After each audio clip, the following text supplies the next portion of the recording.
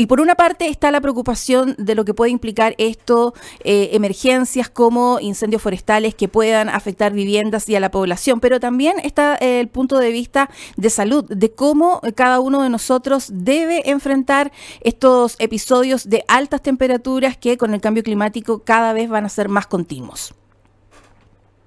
Bueno, sí, hay hartas recomendaciones respecto a cómo prevenir algún tipo de enfermedad asociada a las altas temperaturas que se van a experimentar, específicamente en las regiones que señalaste, pero en general es algo que vamos a estar vivenciando durante el verano y las próximas temporadas también.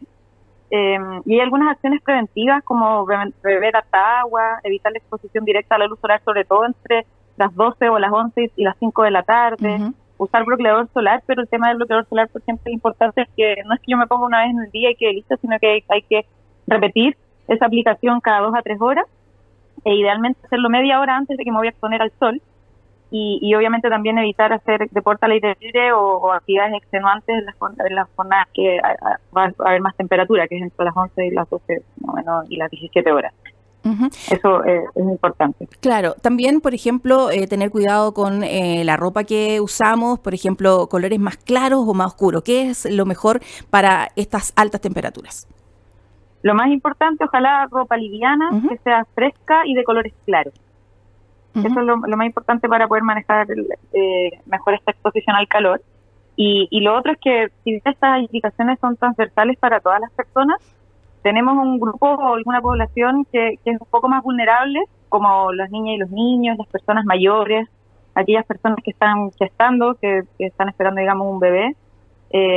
Particularmente tener ojo en esos grupos de riesgo y evitar con más fuerza, digamos, exponerse al calor y aplicar estas medidas de prevención que les señalo.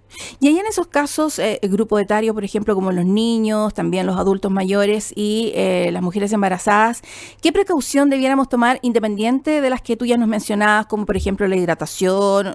Básicamente es no exponerse a altas temperaturas, pero en el caso de personas que tienen que hacer trámites o que tienen que hacer otro tipo de actividad y que se van a ver expuestas a las altas temperaturas, ¿qué recomendaciones o qué precauciones debiéramos tener con ellos? Bueno, para aquellas situaciones en las que no puedo evitar estar expuesta, digamos, al calor, descansar siempre en lugares frescos, ojalá con sombra, andar siempre con una botella de agua, estar consumiendo líquidos abundantes, fríos, que idealmente no estén ni azucarados ni gasificados, sino que agua, y dejar de realizar actividad física o detenernos en caso de que presentemos algunos síntomas que pudiera ser una sensación de calor, debilidad, mareo, sensación de desmayo, etcétera. Uh-huh. O sea, al final todas las acciones son preventivas y son transversales a todos los grupos etarios, pero la idea de mencionar estos grupos de mayor riesgo es porque muchas veces, por ejemplo, los adultos mayores incluso podrían experimentar menos sed y por lo tanto presentar ya síntomas de una enfermedad por calor en tiempos ya muy tardíos, muy a posterior de ya haber iniciado con los síntomas o haber estado experimentando una elevación de la temperatura. Entonces, eso es lo importante de hacer hincapié en estas edades extremas, que al final son los grupos de riesgo que están presentes también con otros problemas de salud. Claro. No solo enfermedades de calor, pero hay que tener cuidado ahí con estos grupos. Y en ese sentido, por ejemplo, personas que tienen patologías de base, estoy pensando, por ejemplo, personas hipertensas con diabetes, enfermedades cardíacas u otro tipo de patologías. Ahí también me imagino que hay que tener una precaución distinta o cómo actuar también, por ejemplo, en el caso de una persona que tenga una alza de calor o se haya visto enfrentada a temperaturas muy altas. ¿Cuáles son los síntomas a los cuales tendríamos que estar atentos también para actuar oportunamente? Sí, bueno, lo primero que preguntaba respecto a personas con enfermedades persistentes o crónicas, también son parte de los grupos de riesgo, por la condición de base, digamos, y también por los medicamentos que consumen, porque, por ejemplo, podrían estar tomando algún medicamento que me disminuye la frecuencia cardíaca, etcétera. Entonces, como que no me voy a percatar de que estoy experimentando quizás una enfermedad por calor. Pero respecto a los síntomas de enfermedad por calor, bueno, en general está la elevación de la temperatura corporal, alguna confusión o desorientación, que eso igual es un signo de alarma, uh-huh, que la persona esté confusa, algunos calambres o espasmos musculares que sean dolorosos, debilidad, sensación de desmayo. Y finalmente las recomendaciones en caso de síntomas es dejar de realizar la actividad que estaban realizando, ojalá lo que señalaba antes, descansar, detenerse y descansar en algún lugar con sombra, si es posible tomar alguna ducha fría o ponerse compresas de hielo o toallas mojadas en agua fría como para empezar a bajar la temperatura, y por supuesto contactarse con algún servicio de urgencia o trasladarse al servicio de urgencia si en el fondo detecto que esto no está cediendo, sobre todo si hay presencia de confusión en la persona que estuvo expuesta al calor. Al calor. Estamos conversando con Valentina Pino, enfermera, pero también parte del staff profesional del Departamento del Servicio de Urgencias del Ministerio de Salud.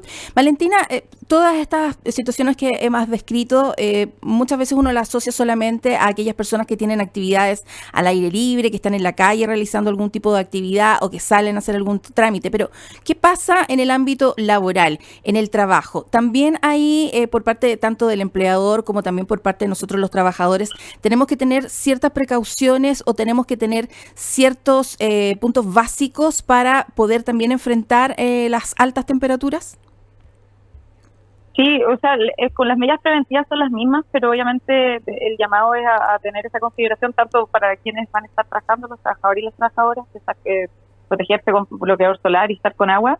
Y obviamente también las consideraciones del empleador en aquellos territorios que va a haber una mayor temperatura, justamente para evitar este tipo de enfermedades que nosotros acá no estamos tan acostumbrados. Es, entre comillas, un problema de salud que es nuevo para nosotros, pero que a nivel global ya ha generado hartos problemas de salud pública. Por lo tanto, ya tenemos que empezar a hacernos más conscientes de los riesgos de estos periodos de altas temperaturas y ocurrencias de olas de calor que van a ser cada vez más frecuentes. Así que son las mismas medidas preventivas, lo importante nada más adquirir esa conciencia de que es un problema real, un problema potencial de salud importante, así que a mantener las medidas y dar todas las facilidades para evitar que se presenten estas complicaciones en los trabajadores y las trabajadoras. Muy bien, Valentina, te queremos agradecer este contacto con Tele 13 Radio a esta hora de la mañana, te deseamos un buen día y bueno, y a todos, por supuesto, protegerse de las altas temperaturas y tomar todas estas medidas que nos describía Valentina. Valentina, muchas gracias.